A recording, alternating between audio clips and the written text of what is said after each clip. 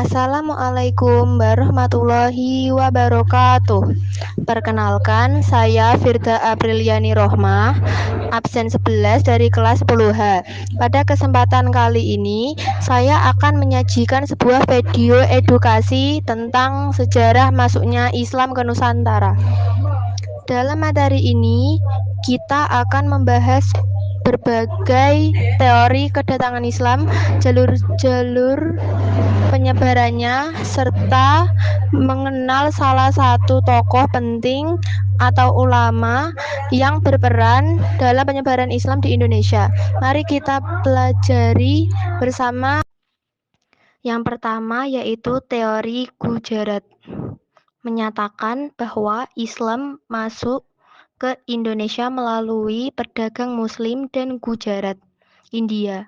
Bukti pendukungnya adalah kemiripan bentuk dan gaya batu nisan raja-raja Islam awal di Nusantara dengan batu nisan yang ditemukan di Gujarat. Selain itu, pada abad ke-13 dan 14, Gujarat dikenal sebagai pusat perdagangan Islam di Samudra Hindia, sehingga interaksi antara pedagang India dan masyarakat Nusantara sangat intens. Yang kedua adalah teori Makkah. Menurut teori ini, Islam dibawa langsung oleh para pedagang dan ulama Arab sejak abad ke-7 Masehi. Bukti pendukungnya adalah catatan Cina yang menyebutkan adanya komunitas Arab di pesisir Sumatera pada masa itu. Selain itu, budaya Islam di Indonesia banyak dipengaruhi oleh tradisi Timur Tengah yang menunjukkan adanya hubungan langsung dengan dunia Arab. Teori yang ketiga ini adalah teori Persia. Teori Persia menyebutkan bahwa Islam masuk dari Persia (Iran) pada abad ke-13 Masehi. Teori ini didukung oleh kemiripan tradisi keagamaan seperti perayaan 10 Muharram atau Asyura, upacara tabut atau tabuik di Sumatera Barat, serta kesamaan istilah dalam budaya Islam Nusantara yang berasal dari bahasa Persia. Hubungan dagang antara Persia dan Nusantara juga turut memperkuat teori ini. Yang keempat adalah teori Cina. Teori ini menjelaskan bahwa sebagian pengaruh Islam di Indonesia dibawa oleh pedagang dan komunitas Muslim dari Cina.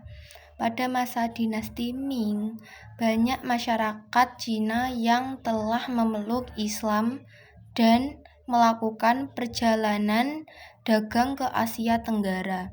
Tokoh terkenal seperti Laksamana Cheng Ho menjadi salah satu bukti kuat adanya interaksi antara Muslim Cina dan masyarakat Nusantara.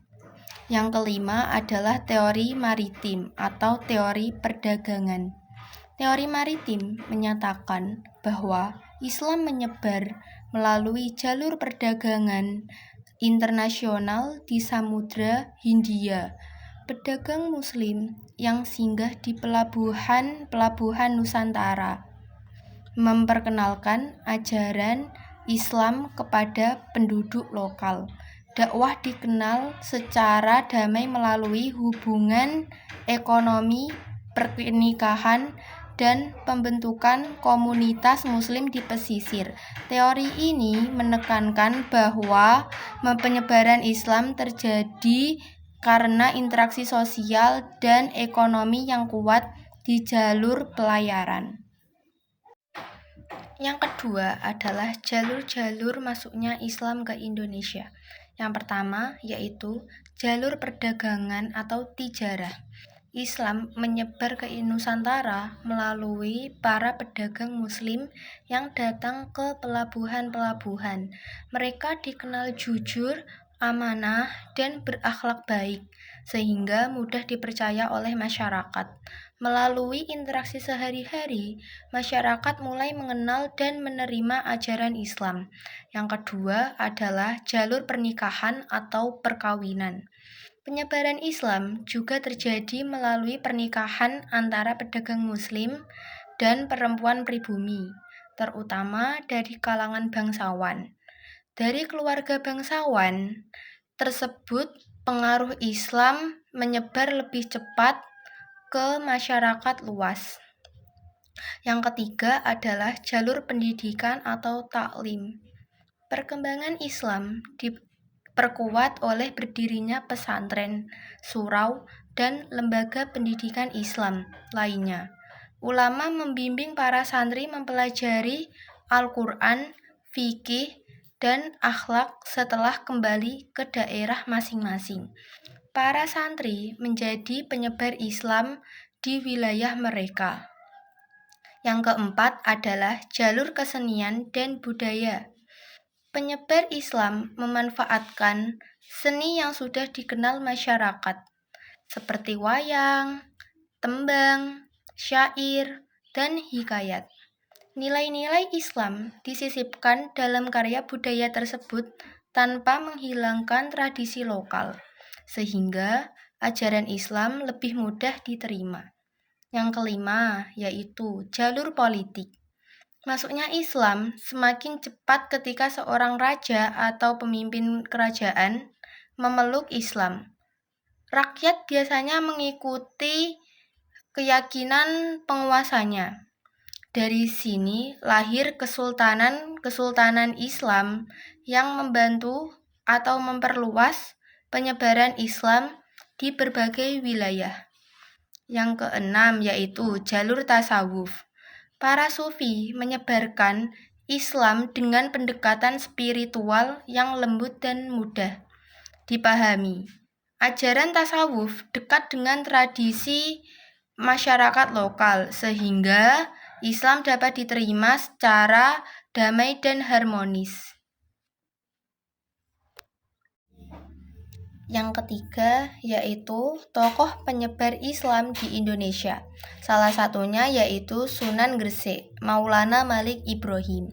Sebagai penutup materi, mari kita ambil pelajaran dari salah satu tokoh sentral penyebar Islam di Jawa, yaitu Maulana Malik Ibrahim atau yang lebih dikenal sebagai Sunan Gresik. Beliau adalah salah satu wali songo yang diperkirakan pertama kali datang dan berdakwah di tanah Jawa. Beliau memilih jalur perdagangan dan pendidikan sebagai metode utamanya. Beliau tidak hanya berdakwah melalui lisan, tetapi juga melalui perbuatan nyata. Beliau fokus merangkul masyarakat bawah, terutama petani. Beliau memperkenalkan teknik pertanian baru dan irigasi yang lebih baik, sehingga masyarakat tertarik dan bersimpati pada ajaran yang dibawanya. Keteladanan yang patut kita contoh dari Sunan Gresik sesuai dengan nilai-nilai para ulama penyebar Islam di Indonesia adalah hidup sederhana, gigih dalam berjuang tanpa kekerasan, dan yang paling penting berdakwah secara damai dengan mengutamakan kemaslahatan dan kesejahteraan masyarakat.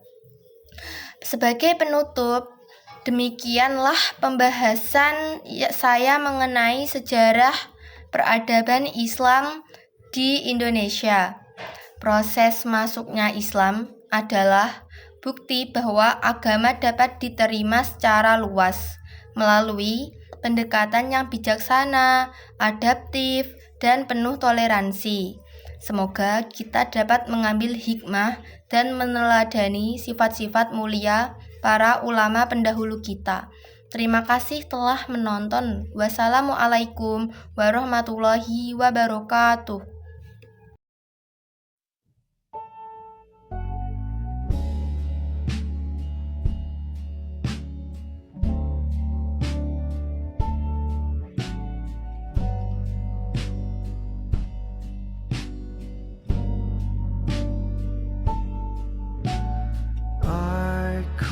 be your love.